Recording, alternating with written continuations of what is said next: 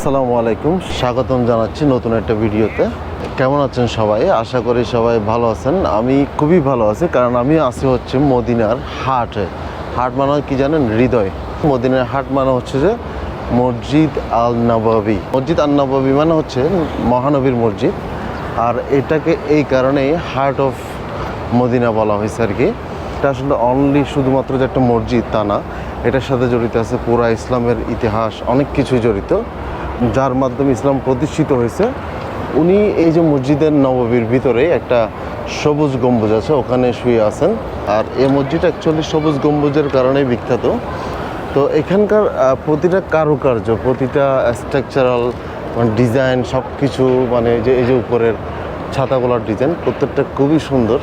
এখানের আমি গভীর ইতিহাস নিয়ে আলোচনা করব না, কারণটা হচ্ছে যেহেতু ইসলামিক ব্যাপার স্যাপার, ইতিহাস একটু উল্টাপাল্টা হইলে একটু ভেজাল আছে।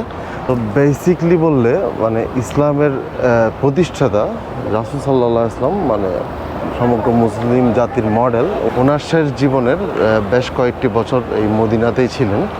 তো এই মদিনাতেই তার অনেকগুলো স্মৃতি, এবং যে মসজিদটা প্রতিষ্ঠিত হয়েছে মসজিদ আল নববী, এই মসজিদটাই অ্যাকচুয়ালি ঘর ছিল, ওখানে ওনাকে দাফন করা হয়েছিল।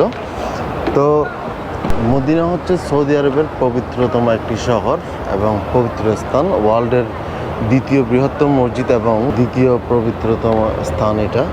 তো এখানে এই মসজিদটা অ্যাকচুয়ালি নির্মাণ করছিল আমাদের নবী হজরত মুহাম্মদ সাল্লাল্লাহু আলাইহি ওয়াসাল্লাম প্রথম অবস্থায়।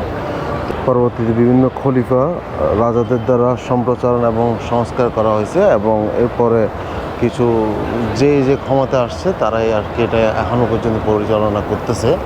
তো এখানে মসজিদে শুয়ে আছেন হচ্ছে আমাদের নবী হজরত মুহাম্মদ সাল্লাল্লাহু আলাইহি ওয়াসাল্লাম, তারপর হজরত আবু বকর রাদিয়াল্লাহু তাআলা আনহু এবং হজরত ওমর রাদিয়াল্লাহু তাআলা আনহু। সো এখানে এই মসজিদটার অনেকগুলো গেট আছে, চারপাশ দিয়ে আপনি ঢুকতে পারবেন। এই যে 9, 8, 7 এরকম বিভিন্ন টাইপের মানে গেট দেওয়া আছে। আর এখানে টয়লেটের ব্যবস্থা আছে। যারা মসজিদে আসবেন, এই যে টয়লেটগুলো হচ্ছে অ্যাকচুয়ালি আন্ডারগ্রাউন্ডে। এই যে টয়লেট, এটা এই সব কিছু নিচে, আর উপরে হচ্ছে অজুখানা আছে, নিচেও অজু করা যায়। এটার আশেপাশে সব জায়গায় হোটেল বিভিন্ন হোটেলের ব্যবস্থা আছে। তখন এক সময় তো এখানে সব কিছু মরুভূমি ছিল। তো এখানকার প্রতিটা মানে ক্লিনার যারা দেখতেছেন অনেকেই, বেশিরভাগ আমার কাছে আমি দেখে বুঝলাম যে বাংলাদেশি মানুষ। তো তারা আমার মতে আর কি তারা অনেক লাকি, কারণ তারা এইসব জায়গায় কাজ করতে পারতেছে, প্রতিনিয়ত রাসূলুল্লাহ সাল্লাল্লাহু আলাইহি ওয়াসাল্লামের জিয়ারত করতে পারতেছে। সবাই তাদের সাথে হ্যান্ডশেক করে এবং অনেকে তাদেরকে গিফটও করে দেখলাম আর কি। তো এখানে এখন আপনি যদি জিয়ারত করতে চান তাহলে সেই ক্ষেত্রে একটা সিরিয়াল নেওয়া লাগে। নুসুক নামের একটা অ্যাপস থেকে অ্যাপ্লাই করে আপনি বছরে একবারই যেতে পারবেন। সো আমি অলরেডি আজকে সকালে গেছিলাম। সকালের নামাজের টাইমটা যদি আপনার মিলে যায়, তখন আপনি ওই যে রিয়াজুল জান্নাহ যে জায়গাটা আছে, যেটা জান্নাতের একটা টুকরা বলা হয়, ওখানেই বেশিরভাগ মানুষ জাস্ট 10টা মিনিট টাইম পাই, 10 মিনিটের মতো। বাট আমি যেহেতু নামাজের টাইমে গেছিলাম, মানে আমার অ্যাপয়েন্টমেন্টটা ওইভাবে নিয়েছিলাম, তো আমি একেবারে নামাজ শেষ করেই বের হইতে পারছি, জামাতটা পড়তে পারছি রিয়াজুল জান্নাতে বসেই। তো যার কারণে প্রায় 1.5 ঘন্টার মতো আমি সময় পাইছি, এবং আবার ট্রাই করছি আজকে শিডিউল নেওয়ার জন্য। বাট শিডিউল ওরা দিচ্ছে না, কারণ যখন আপনি অ্যাপ্লাই করবেন তখন ভিসা দিয়ে অ্যাপ্লাই করতে হয়, পাসপোর্ট কপি, ভিসা এগুলো ইনপুট করতে হয় ওই অ্যাপসে। যার কারণে ওদের সিস্টেমে এটা এন্ট্রি করা আছে যে আমি অলরেডি ঢুকে গেছি। তো আমাকে আর কোনোভাবে 1 বছরের আগে শিডিউল দিচ্ছে না। তো যাই হোক, ভিতরে নামাজ পড়তে পারবেন এখানে গিয়ে, বাট ওই যে রিয়াজুল জান্নাহ যেতে পারবেন না, ওটার জন্য একটা শিডিউল লাগে আর কি। এখানে এখন টেম্পারেচার হচ্ছে যে প্রায় 43-র উপরে হবে, কারণ অনেক বেশি গরম। কন্ট্রোল করতেছে এই যে ফ্যান এগুলা, এই যে মানে এগুলো থেকে পানি জাতীয় একটা ওয়েদার মানে বাতাস বেরোচ্ছে। তো ঠান্ডা এটা অবশ্য, মানে ফ্রিজিং করা কোনো পানি ইউজ করতে সম্ভবত। তো যার কারণে এইখান থেকে এই জিনিসটা জাস্ট মসজিদের ভিতরের এরিয়াটা একটু ওয়েদারটা ভালো রাখছে, ঠান্ডা রাখছে।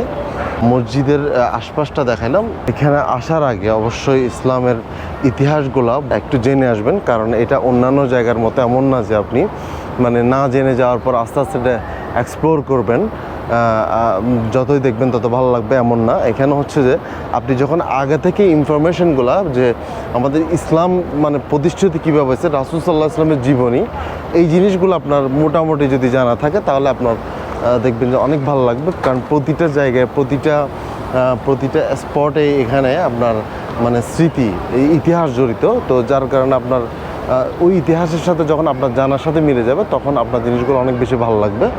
তো ওই কারণেই বলবো, মানে যারাই এখানে আসবেন আগে থেকে কিছু ইনফরমেশন জেনে নেবেন। তো আপনার কাছে প্রতিটা টাচে, প্রতিটা দেখাতে তখন আরও বেশি ভালো লাগবে। আর এই জায়গাটা আসলে না আসলে বোঝাতে পারবো না যে এই জায়গাতে আসার পরে আপনার কতটুকু শান্তি লাগবে, আপনার মন কতটুকু প্রশস্ত হবে, আপনার কতটুকু ভালো লাগবে। আমার পা যখন মদিনার এই জায়গায় পড়লো, তখন আসলে বিশ্বাস করাতে পারবো না যদি নিজে না আসেন কখনো। যদি ইনশাল্লাহ সবার তৌফিক দিক, যে সবাই যখন আসবেন তখন বুঝতে পারবেন মানে ফিলিংসটা। সবাই আসলে অনেক খুশি, অনেক এই যে খুবই খুশি মসজিদে নববীতে এসে নামাজ পড়তে পেরে। তো এটাই এখানে আসলে আসলে বুঝতে পারবেন যে কতটা প্রশান্তি মনের মধ্যে এখানে আসে। তো এই হচ্ছে অবস্থা। এখানকার ভিতরের প্রতিটা কারুকার্য খুবই সুন্দর, খুবই আকর্ষণীয়। প্রত্যেকটা জিনিস খুবই এক্সপেন্সিভ জিনিস দিয়ে, ইভেন অনেক জায়গায় স্বর্ণ পর্যন্ত ইউজ করা আছে এখানে। বাট আমি অ্যাকুরেটলি জানি না কোথায় আছে, তবে অনেক জায়গায় আছে আমি যতটুকু জানি। তো এখানকার প্রতিনিয়ত পানি খাওয়াচ্ছে, খাবার দাবার খাওয়াচ্ছে, সব কিছুই চলতেছে এখানে। লাখ লাখ মানুষ মানে প্রতিনিয়ত নামাজ পড়ে প্রত্যেকটা ওয়াক্তে। একটা ইন্টারেস্টিং বিষয় হচ্ছে যে প্রত্যেকটা ওয়াক্তে যখন আপনার নামাজ শেষ হয়, নামাজের সাথে সাথে আবার শুরু হয় জানাজার নামাজ।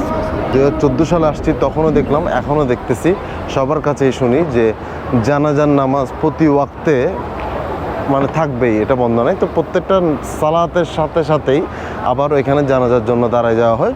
সাথে সাথে নামাজ পড়ে সবাই বের হয়ে যায় না, জাস্ট দাঁড়ায় যায়, তখন নামাজটা স্টার্ট হয়। তো এখানকার যে ডিজাইনগুলো, এগুলো হচ্ছে আপনার যখন দিনের বেলা একরকম সুন্দর লাগে, আর যখন রাত হয় তখন রাতের বেলায় মানে কালারটা, রাতের বেলার যে আলোকসজ্জাটা করছে, যেভাবে ডিজাইনটা করছে, অনেক দূর থেকে দেখা যায়। ইভেন আমি জানি না আকাশ থেকে কতটুকু দেখা যায়। কিছু কিছু পিকচার আমি গুগলে দেখছি যে আকাশ থেকে মক্কা মদিনা খুবই ক্লিয়ার দেখা যায়।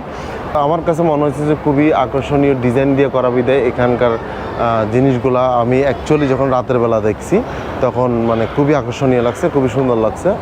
তো আমি এই ব্লগটা অতটা বড় করব না, এই কারণেই জাস্ট এই মসজিদটা নিয়েই দেখালাম। মদিনাতে দেখানোর মতো মসজিদ আল কুবা আছে, মসজিদ আল কিবলাতাইন আছে। তো অনেক বেশি, আরও অনেক হিস্ট্রি জড়িত। ওখানের ইতিহাসগুলোও জানলে তারপরে যখন যাবেন, জানার পরে তখন আরও বেশি ভালো লাগবে। তো ওইসব জায়গাও যাব। আজকের ব্লগটা এখানেই শেষ করতেছি। শুধুমাত্র ওয়ার্ল্ডের হার্ট নিয়ে কথা বললাম, হার্টকে দেখাইলাম আর কি। তো এতটুকুই। তো দেখা হচ্ছে অন্য একটা জায়গা থেকে, মদিনার আরেকটা জায়গা থেকে। বাচ্চারা দুষ্টামি করতেছে আমার যে পিছন থেকে গিয়ে যে দেখা গেলো, ওনাদেরকে দেখে খুবই ভালো লাগে। বাবা মার সাথে আসছে। তো ইনশাল্লাহ দেখা হচ্ছে মদিনার অন্য একটা স্মৃতিময় জায়গা থেকে। রাসূল সাল্লাল্লাহু আলাইহি ওয়াসাল্লাম কিংবা ইসলামের স্মৃতি জড়িত আছে এমন একটা জায়গা থেকে দেখা হবে আরেকটা ভিডিওতে, আরেকটা ব্লগে। আসসালামু আলাইকুম।